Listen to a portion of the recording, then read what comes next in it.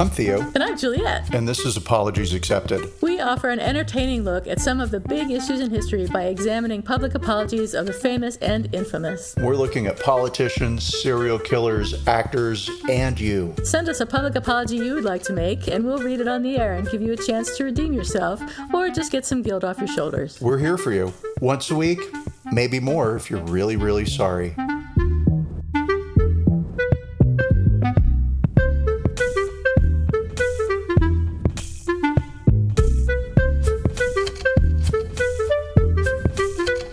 Hey, everybody. Hey. I'm not Juliet. Hi. But I am. You are. And I'm not Theo. That's Theo over there. I am. And this Theo. is Apologies Accepted, The podcast. And welcome, everyone. We're very glad to have you back. This is approximately, we're just talking number 30 of our podcast episodes, give or take 10.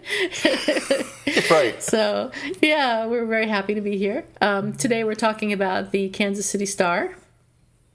But before that, let's find out how Theo has been this week. How have you been, Theo? Theo has been great this week. Awesome. Somebody is nearly house trained.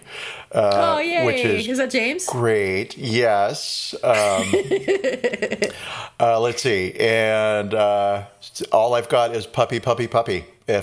Oh, my God. If it doesn't have teeth, if it's not biting, if it's not trying to How's get the housebroken, biting I've got going? nothing to say. Is he getting We're better? going to a dog trainer.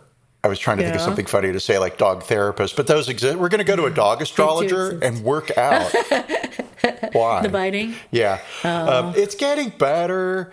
I've been on every website for every dog issue ever, period, right?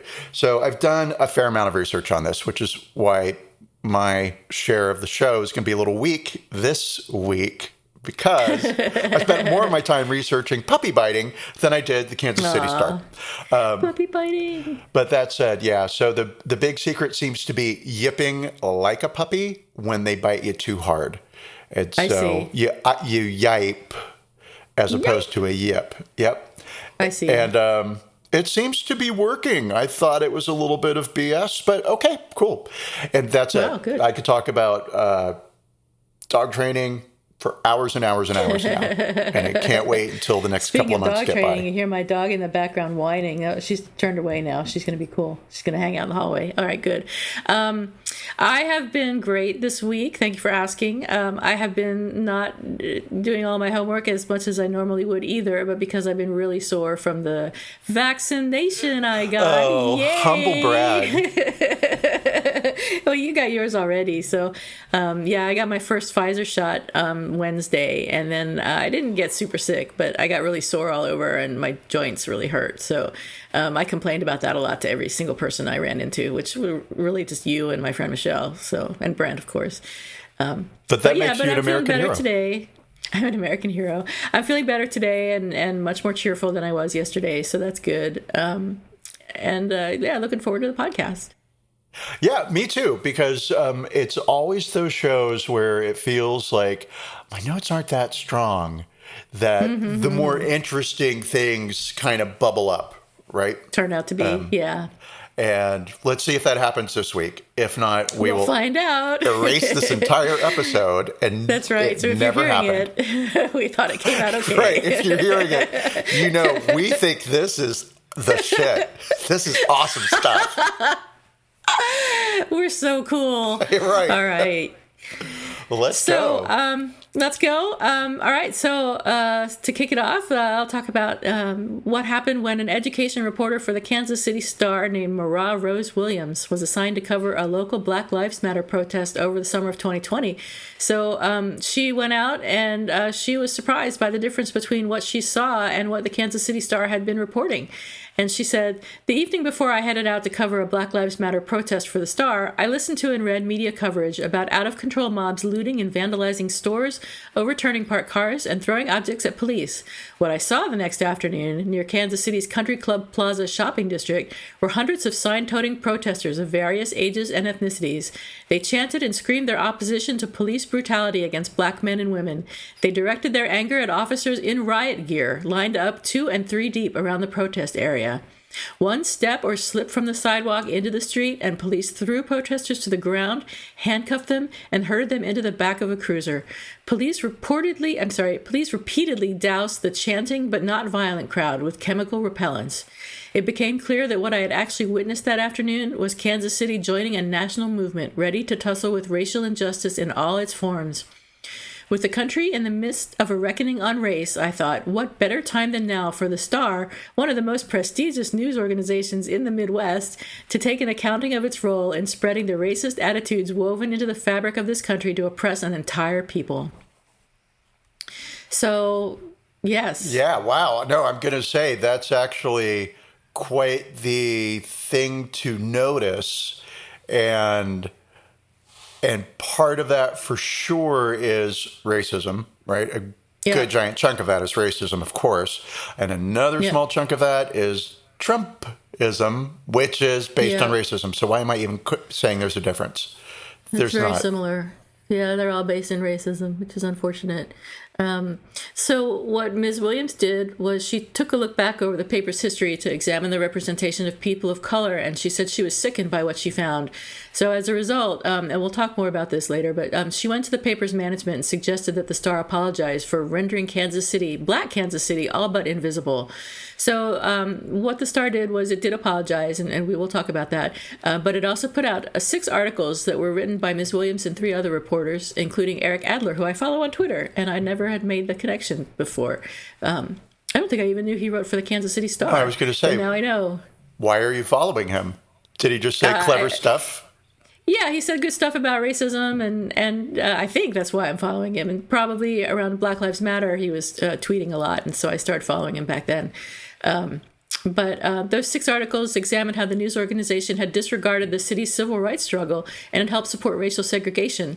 And it also portrayed African Americans as criminals and systematically ignored the suffering of Black residents in news events from floods to BLM.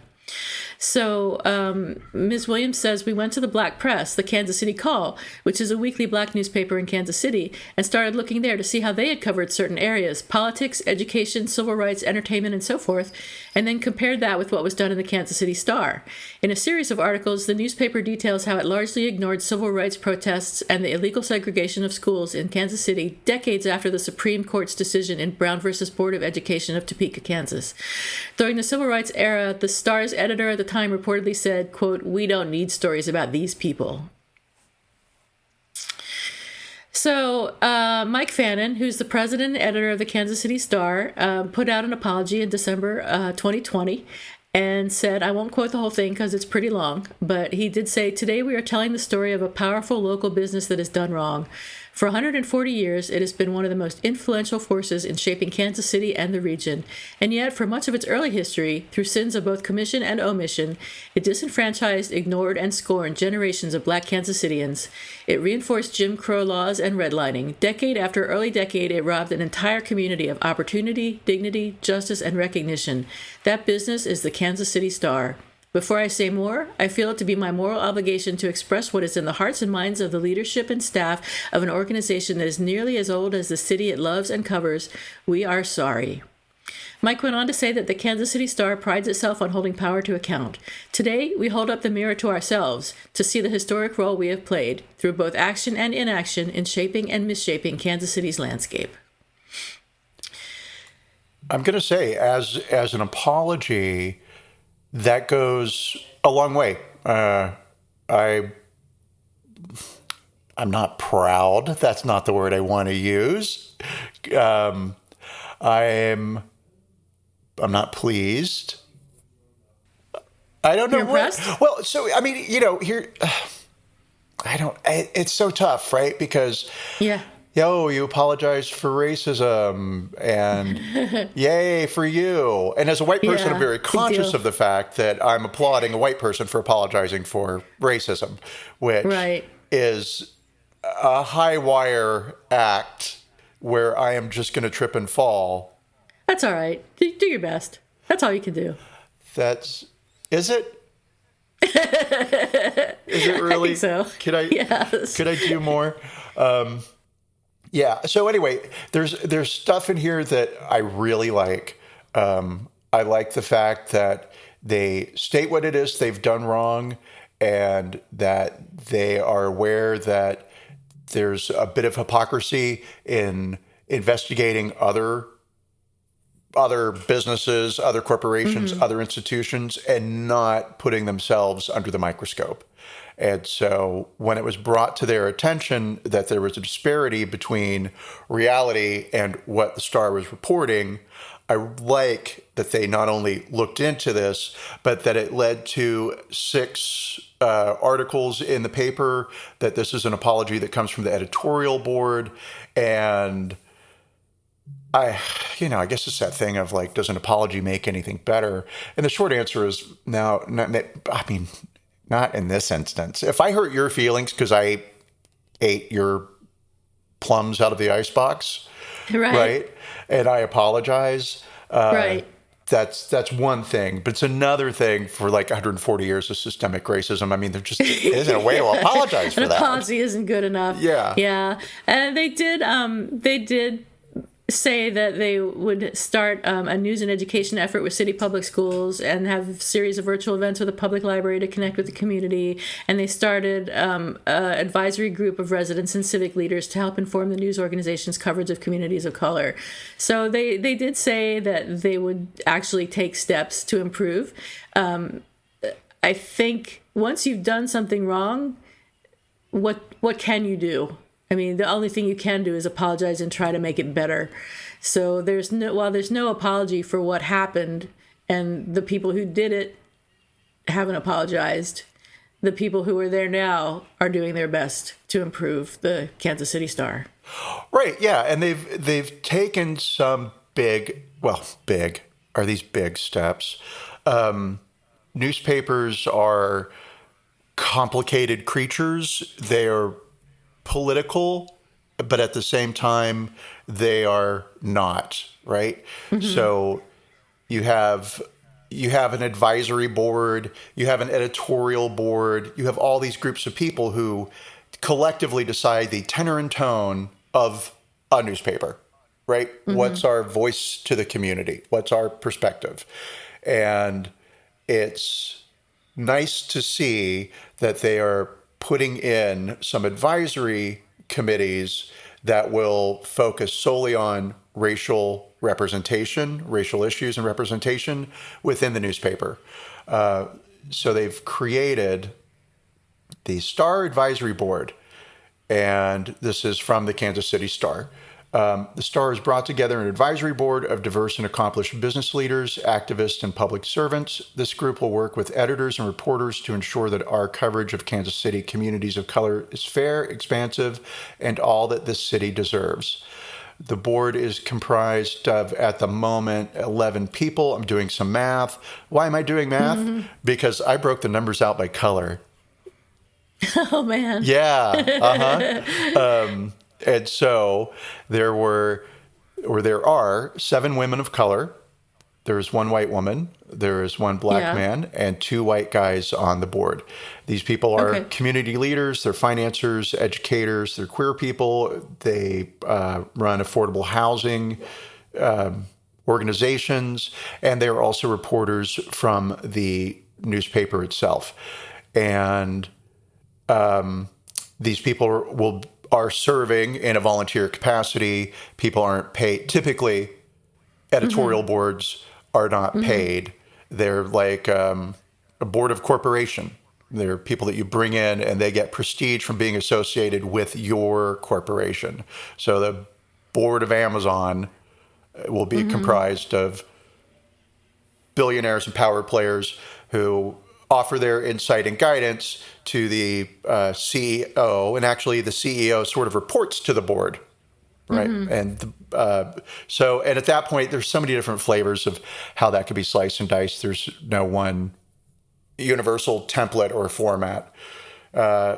So they've added a new advisory board, and I think that's a great step in the right direction. Does it correct past wrongs? No, but it potentially prevents future wrongs, which is kind of something that an apology is supposed to do. Right. I mean, yeah. So, what do we look for in an apology? We look for the words that I'm sorry or I apologize or something along those lines, and we look for improvement and an actual, not just an intention to make things better, but hopefully, as time goes by, actual efforts in that direction. And it seems like the Kansas City Star is making those efforts. Now, I don't know what their coverage has been like since. This apology was made, but I'm hoping that it was improved. Well, one would imagine that they at least are. I mean, I'm going to say, of course, it's approved.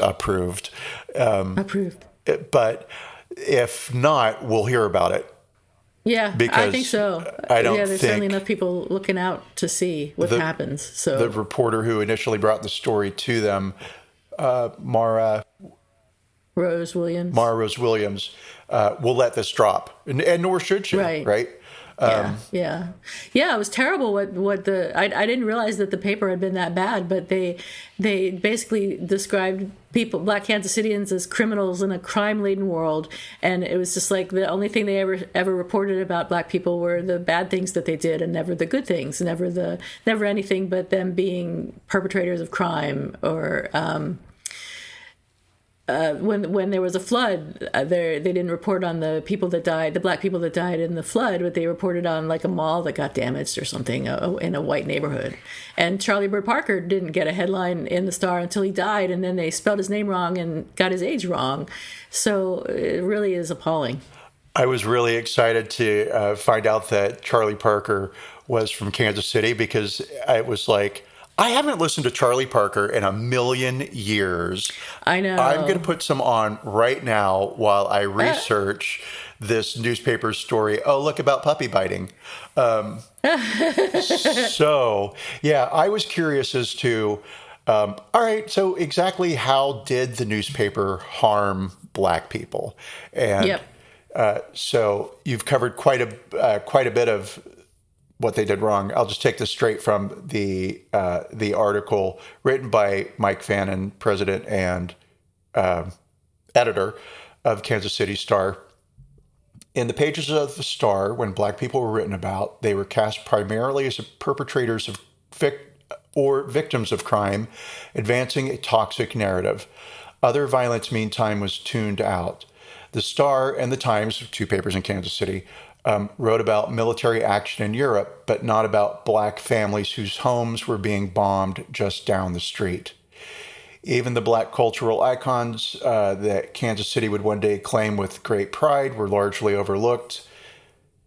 Native son Charlie Bird Parker, didn't get a significant headline in the Star until he died, and even then his name was misspelled and his age was wrong.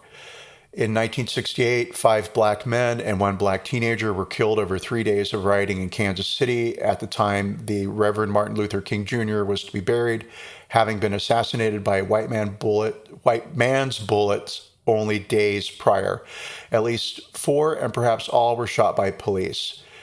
A mayor's commission determined that most were innocent victims, and yet there was no follow-up newspaper probe as there would be today, no independent investigation, no calls for the officers to be charged or for the police chief to resign.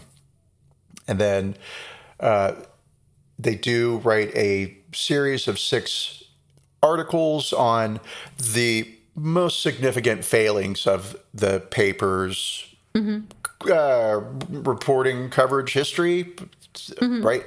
And so in 1977, the Plaza flood, they wrote about property damage to a white businessman's country club and not the 25 people who died, 8 of whom happened to be Black.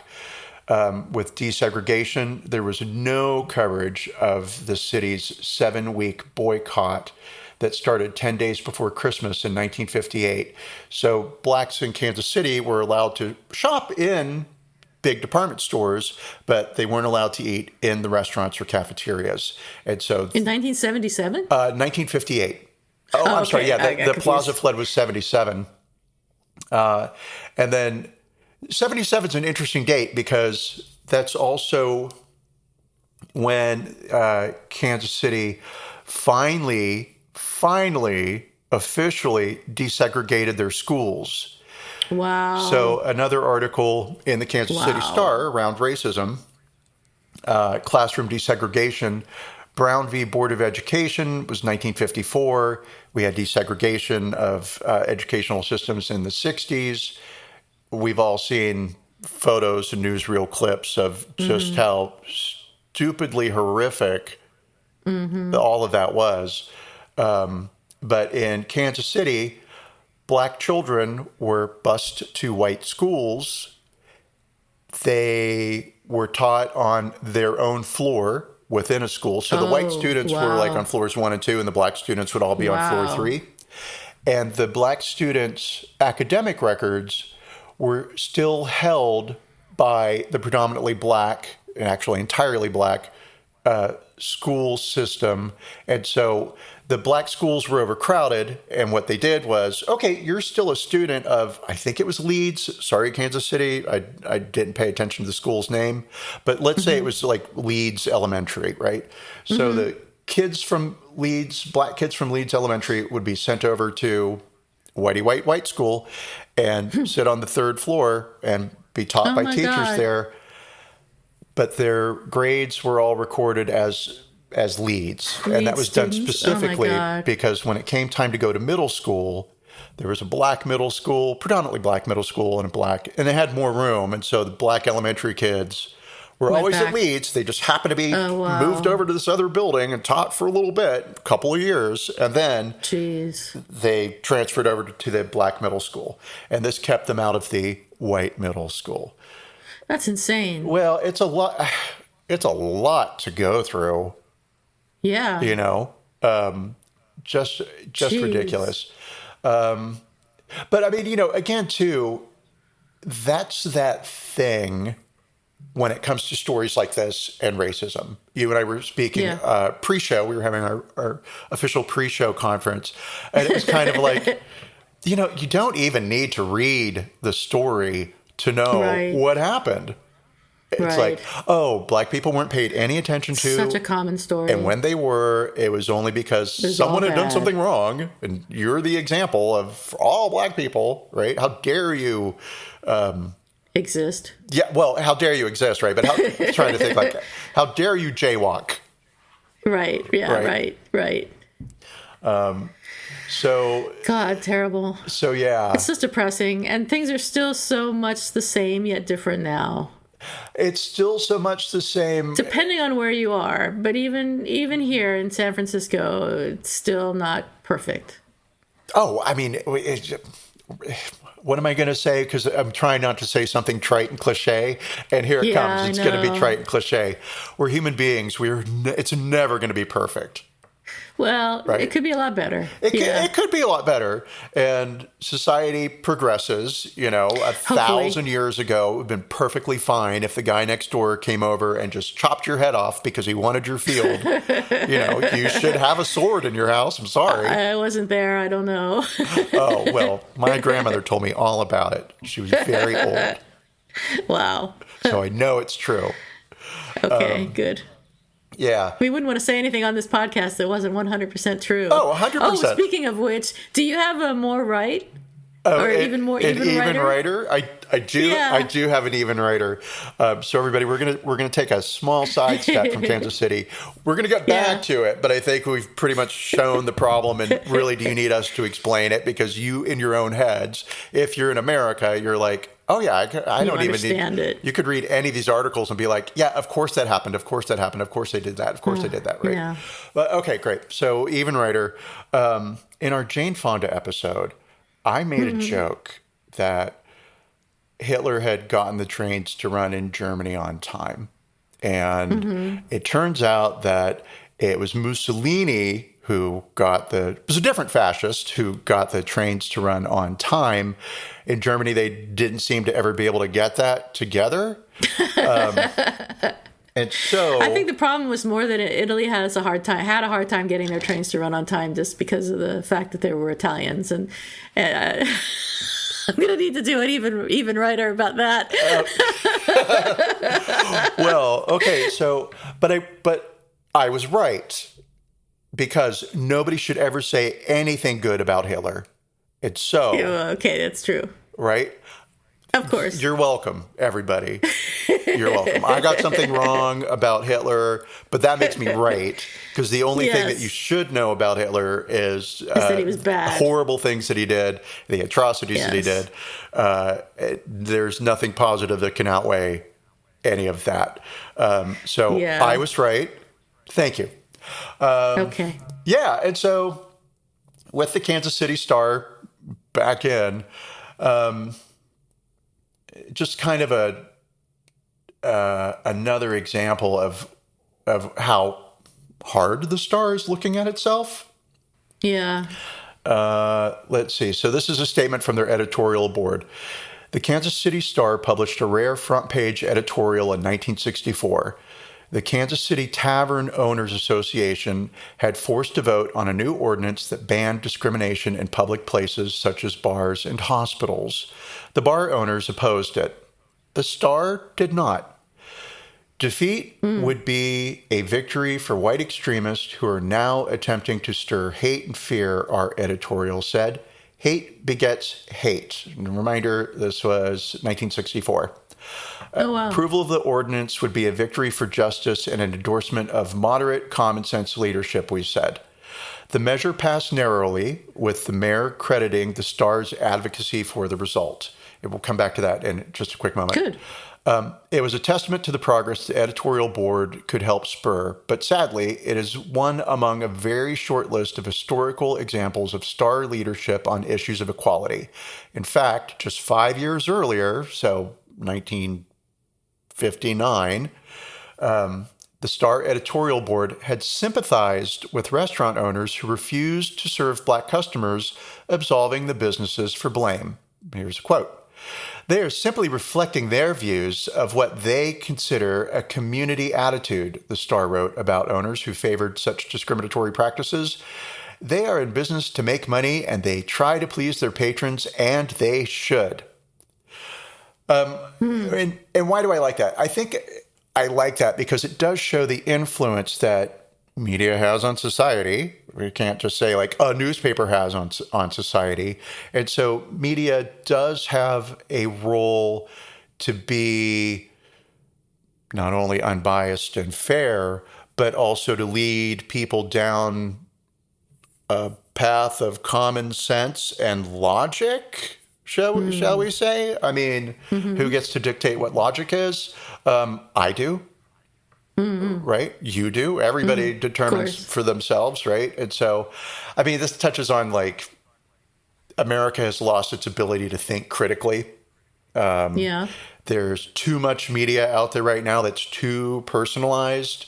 QAnon tells us everything we need to know about media's responsibilities to the public. We have grown an entire crop of people. I'm going to see how long I can go with this farming analogy. I'm watching. Yeah, right. I'm working even harder. We've grown a whole crop of people who believe that the earth is flat and it is a field that will go unfurrowed and untended until the cows come home. Hey, period. Yay, thank you. Yeah, that meant nothing, but... I wasn't going to bring that up. But you're media, that's your job. Okay, well, I apologize. Okay, good. Accepted. I'll do better in the future. Yeah, and so, and I mean, that kind of seems to be essentially that. The paper is aware that they've done some wrong. They are taking steps to correct it to ensure that they are even righter in the future. Yes. Good for them for owning up to it. Good for them for doing it. And wonderful for them for listening to an employee who came in and said, hey, guys, it's a little fucked up here. Yeah, not firing her and moving on with doing the same things the same old way. Or giving her like a human interest story, like, okay, go out and interview somebody that got arrested by the cops and we'll put that on page 19. Yeah. Well, the LA Times had apologized for a similar thing just a few months before Kansas City did, I think. So that might have sort of primed them to do the same thing.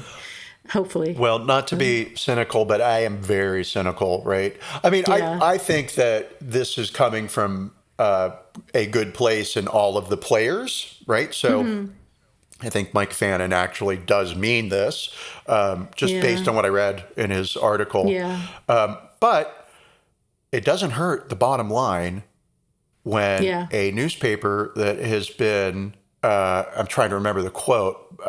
So historically, a white newspaper for white people, right? Right.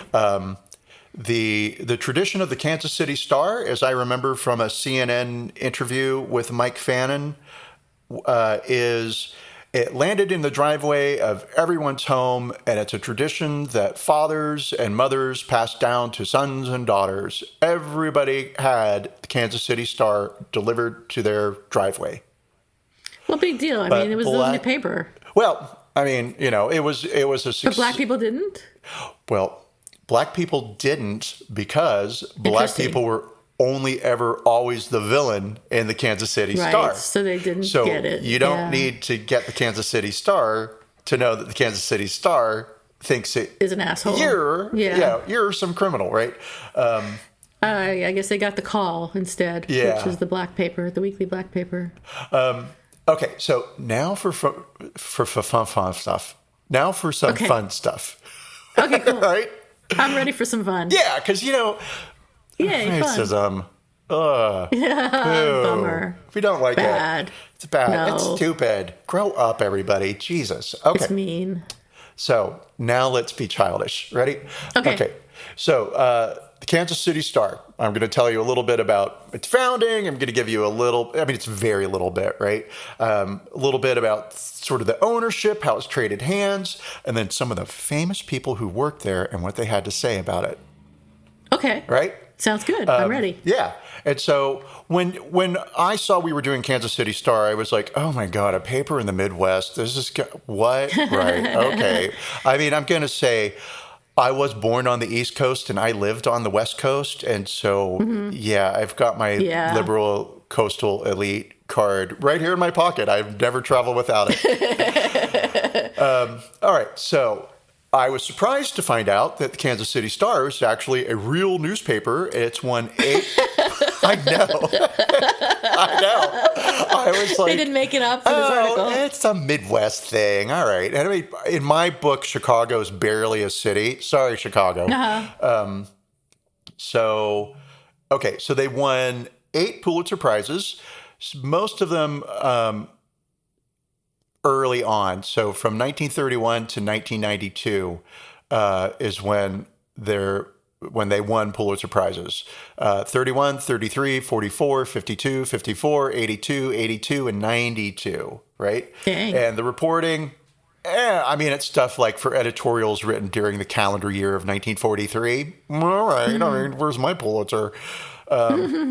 For work in connection with a murder in Amarillo, Texas, yada, yada, yada. However, they were finalists for Pulitzer Prize in journalism in 96, 2018, and 2019.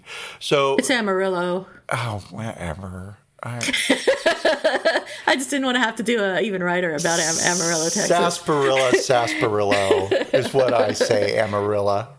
I've got 2 cities that I can't go to now, Chicago and Amarillo.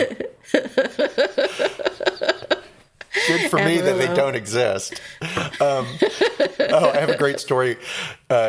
James' sister, when she was a little girl in elementary school, was going through some coursework on America, right? This is in Scotland.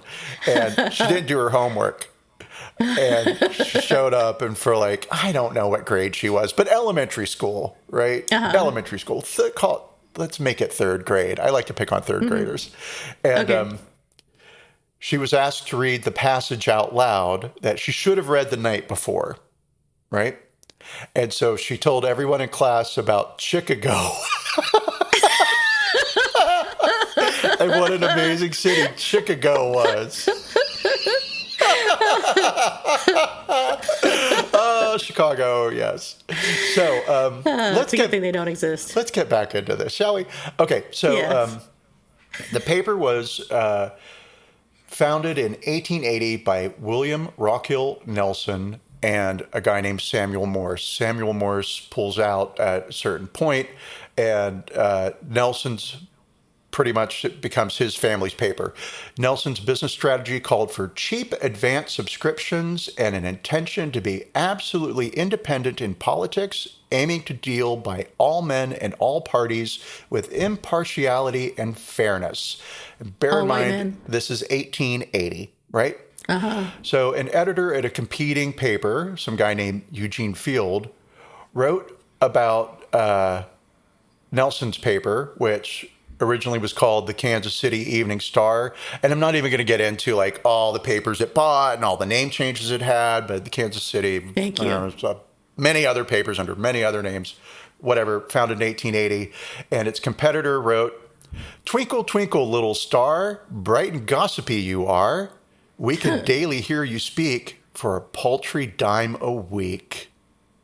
Wow. All right. So Nelson dies in 1915. Not from that poem, because he lived a few years after it. Nelson provided in his will that his newspaper was to support his wife and daughter and then to be sold. So he died in 1915. His wife dies in 1921. And then his daughter, Laura Kirkwood, died in a Baltimore hotel room in 1926 at the age of 43. Sounds a little intriguing there. Sketchy. But I didn't research it. Yeah, because they want you to know something, right? Because like, she died in a hotel room. In a hotel room. You only have sex in a hotel room until illicit sex. All right. And so in 1926, Laura's husband, who presumably was not in the hotel room where Laura died, led an employee purchase of the paper. Kirkwood died of a heart attack in 1927 in Sarasota Springs, New York. I didn't know. I thought that was Florida, but it says New York, where he'd gone to sell thoroughbred horses. Florida is Sarasota. Sarasota Springs is New York. Just FYI. I don't know. Now you know. I'm refusing. I'm refusing to absorb that knowledge. You'll have to tell me again. I swear you're the smartest person I know. Because I know how to pronounce Chicago. Doesn't say much for the people I do know. Sorry, everybody. Oh, I accidentally insulted you. I meant to insult everybody else. Oh, no. You accidentally insulted me. Don't do air quotes. Okay, so Laura's husband, she dies in a hotel room. He dies trying to sell thoroughbred horses, not in a hotel room. He dies in 27. The employees own the paper. And then it was employee owned from 1927 to about 1977. And then there was corporate ownership. It was owned by Capital Cities ABC television, and then Disney. Disney came in and joined and bought Capital Cities ABC in 1996. So this was during that era of major mergers of media companies, right? So Disney bought ABC, and I believe they still own ABC. Who knows? Don't know. No idea. Don't watch ABC anymore? So you're saying Disney owns the Kansas City Star? Well, they did for 1 year, and then they sold it to a company called Knight Ridder, is how it's spelled, but they're calling themselves Rider. Is it Ritter? I thought so. I mean, I don't know, because... yeah, I think so. Okay. Knight Ridder, which is a Dutch company, and then McClatchy came in and in 1997 bought a portion of it from Knight Ridder. So now it is nightly owned. It is jointly owned by Knight Ridder McClatchy. By Knight Rider. Knight Rider, which was way more exciting if you ask me. If that TV show owned a newspaper, it'd still be on the air. Yeah. What a dumb show, Talking Car. Okay, so the Kansas City Star is based in Kansas City, and the paper is the recipient of 8 Pulitzer Prizes, which we mentioned. It was notable on its influence for President Harry S. Truman, and a newspaper where a young Ernest Hemingway honed his writing style.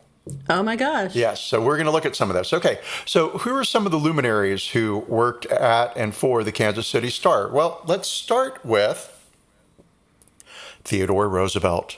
President Theodore Roosevelt.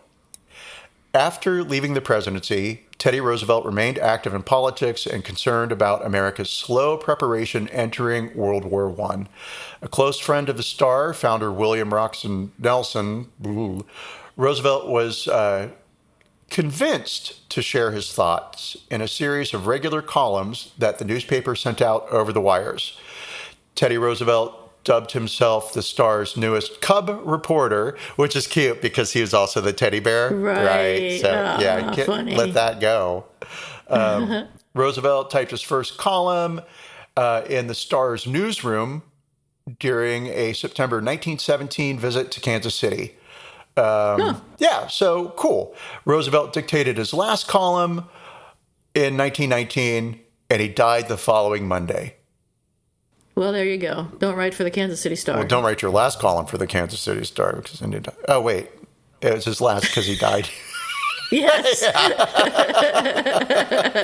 Yes, Theo. Okay. Walt Disney. For 6 years as a boy, Walt Disney delivered copies of the Kansas City Star and morning Kansas City Times with his father, who was a newspaper carrier.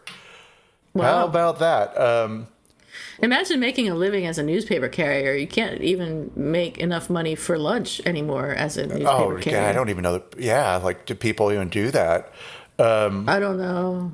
Okay, so let's see here. So Disney applied for a permanent job with the Star as a cartoonist, clerk. I was real excited about the word clerk, and I swapped my R's, and even a truck driver. But the newspaper turned him down each time. Disney-based. Aww. I know, boo. But this is like, you have to fail to succeed. I made that up. Yeah. Trademark. Disney-based Mickey Mouse on a little rodent he befriended while working in his small animation studio in Kansas City. What? That's what it's saying right here, according to the Kansas City Star's archive. All right. After his studio failed, he left nearly penniless on a train for Hollywood, which, it's everybody in Hollywood. Right. He told fellow passengers he was going to make animated cartoons. The reaction Disney called was like saying I was going to sweep out latrines. Fine. So Truman, now if we will recall, Kansas City Star said that it had an influence on the career of President Harry S. Truman. Harry S. Truman has some other words for Kansas City Star. So Truman worked in the mailroom wrapping newspapers for 2 weeks in August of 1902. I mean, he worked there for 2 weeks, and they're claiming him as an employee. That's ridiculous. I mean, come on, right? That's like when I worked at the Golden Corral on Franklin Street or whatever in Chapel Hill, and that's like them claiming my current success. I worked at Blockbuster for 3 days, and I left on break, and I never went back. Never went back. Yeah. I believe it. It's true. And they called once, and that was it. Like, are you coming back from break? And no, I'm never.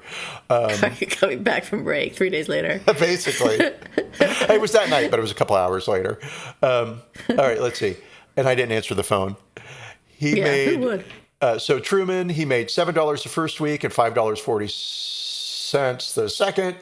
And then he left to take another job. And let's see, in the final days of his presidency, his administration filed antitrust charges against the Star over its ownership of WDAF-TV. So whatever, what do you call that?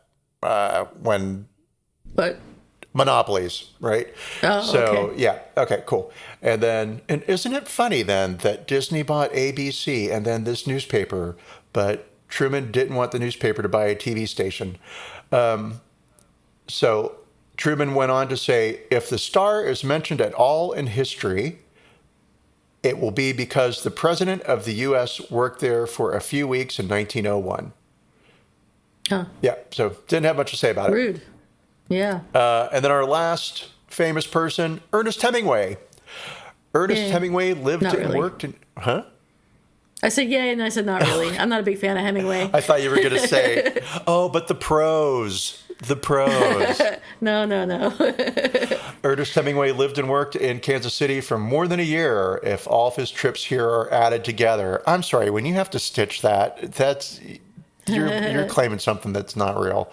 The longest, a 6-month stay, was while he was a cub reporter for the Kansas City Star from 1917 to 1918. His experiences during that period were recast and presented in at least 5 of his novels, 4 of his published sketches, yada, yada, yada. He later called the Star's famous style sheet the best rules I ever learned for the business of writing. And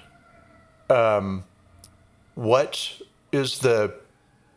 So, a style sheet. You know what a style sheet is, of course. Sure. Right? Tells you how to write. Right, exactly. I'm going to imagine that everybody else in the world knows what a style sheet is. If you don't, it's a list of examples of how we say things, right? Yes. How we use verbs, how we use not pronouns, punctuation, yeah, whatever, all that, right? It's like a style guide. Think of it that way. Yeah. So, this is the piece that influenced Hemingway. Use short sentences. Jesus, God, on everything. Okay, use short sentences. Use short first paragraphs. Use vigorous English.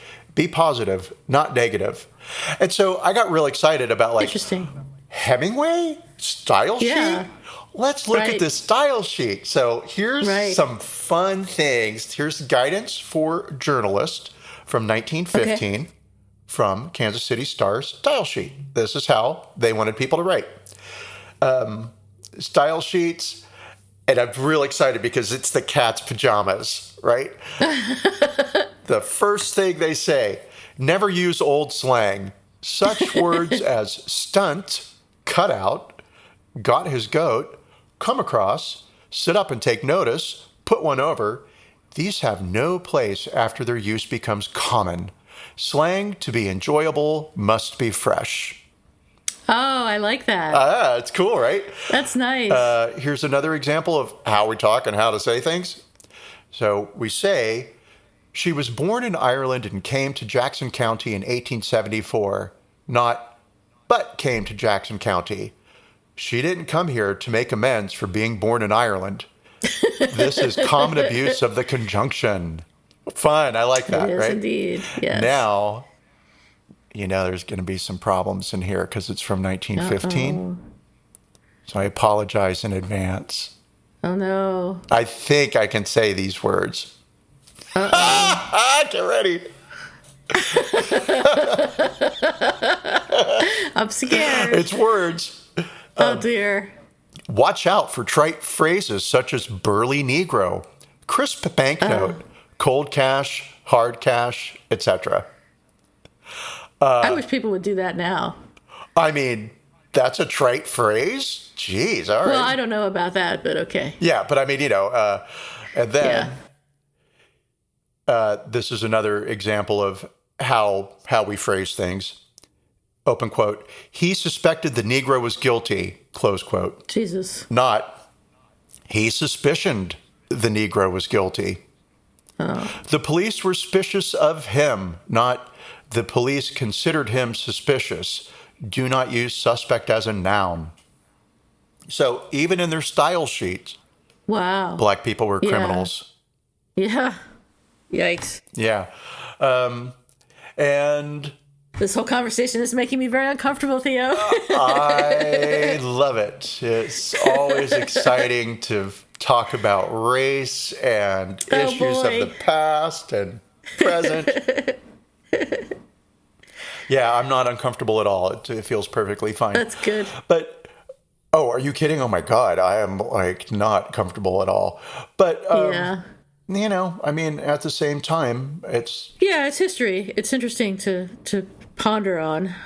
Well, that's probably not a phrase, but okay. Our job as want to be allies, as people who want to make the world better, is to use our platform to bring these issues to the attention of not our adoring public, because they get it, they're on our side, but to the public, our unadoring public.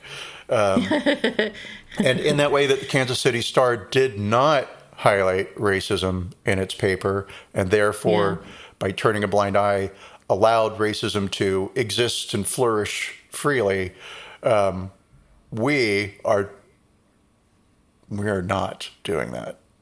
Right. We're trying to do the opposite. Right. We're the antithesis. Pointing out, yes, we are the antithesis. The antithesis. Sort of.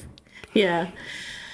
All right. So how about, do you have Who's Sorry Now? I need a moment. So well, I'll tell you about mine. I would love to hear yours one. Because maybe I can piggyback off of yours and just be like, oh, I'm sorry about that too. This will be, you'll remember some, I mean, you won't remember it because you weren't really there, but you were sort of there. Anyway, when I grew up in not Philadelphia, but a white suburb of Philadelphia, and most of the suburbs of Philadelphia were white at the time. And I went to a Catholic school for the entire time I lived there. And then when I was about 12 or 13, I moved to North Carolina. And I went to public school for the first time in my life. I chose to go to public school. I could have gone to Durham Academy, but I was like, God, I'm sick of that shit. So anyway, I went to public school, and it was an interesting experience. It was different than where I had been in a number of ways.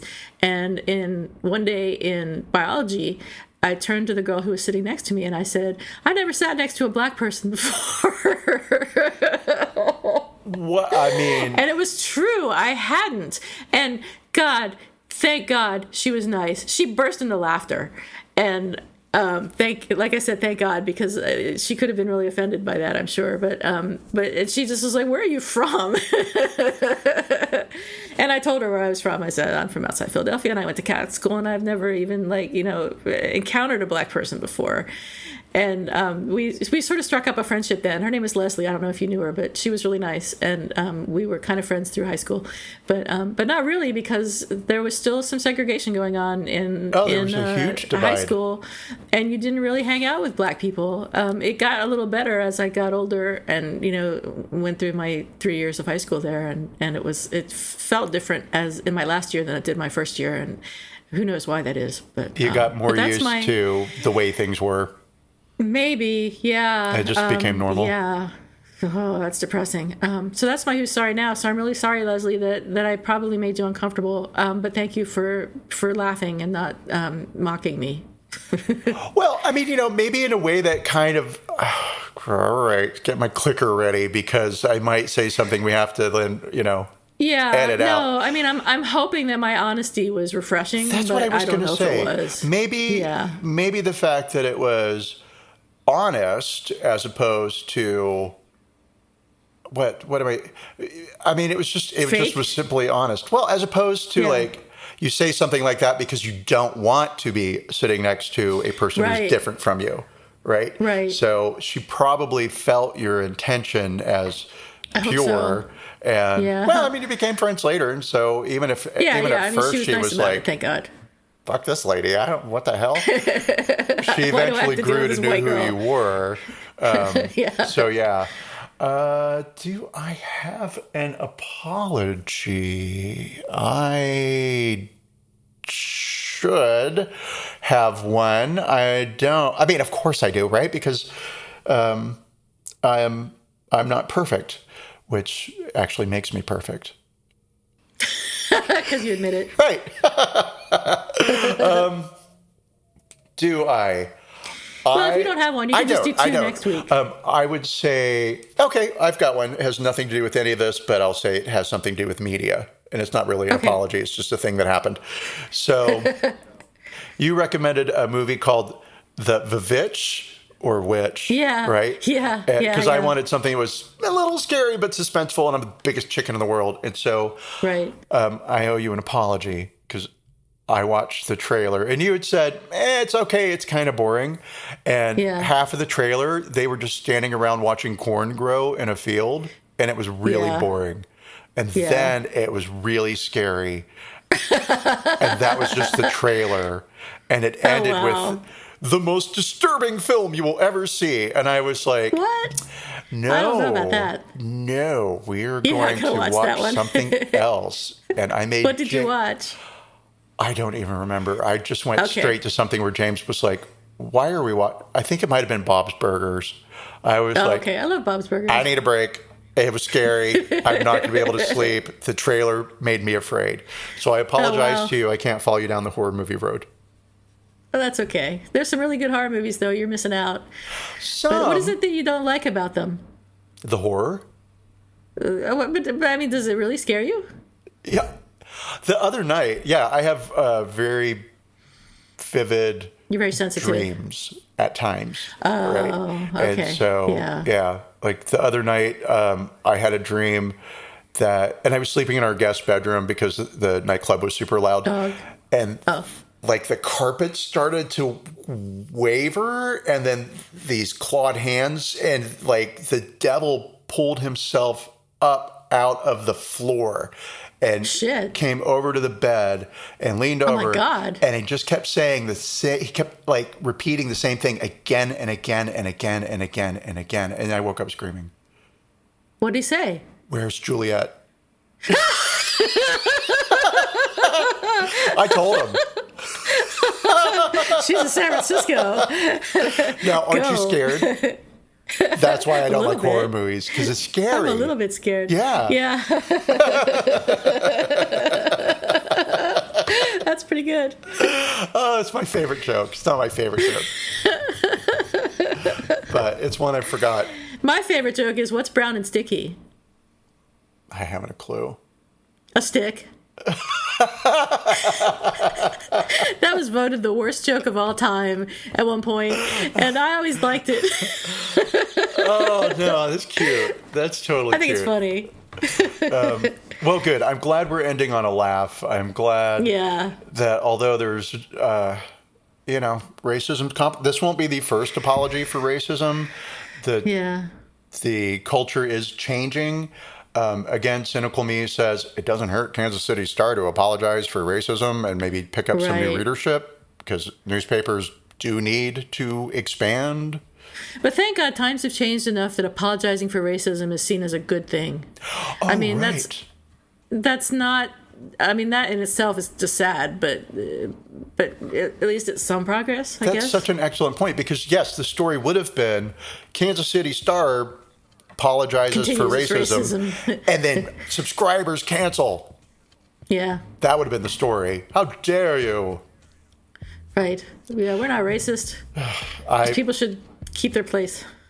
Whatever. All right. Well, have we fixed anything? That's enough. We fixed nothing, as usual. Things are still the same. But, at least people are getting vaccinated. So that's good. And we did that. And we did. We did that, yes. So we did our first shots. We got to do our second shots, but we'll get that done. So, all right, everybody, thank you so much for joining us. Yes, absolutely. Have a wonderful week. We will see you next week with somebody else who is sorry. Yay. Bye.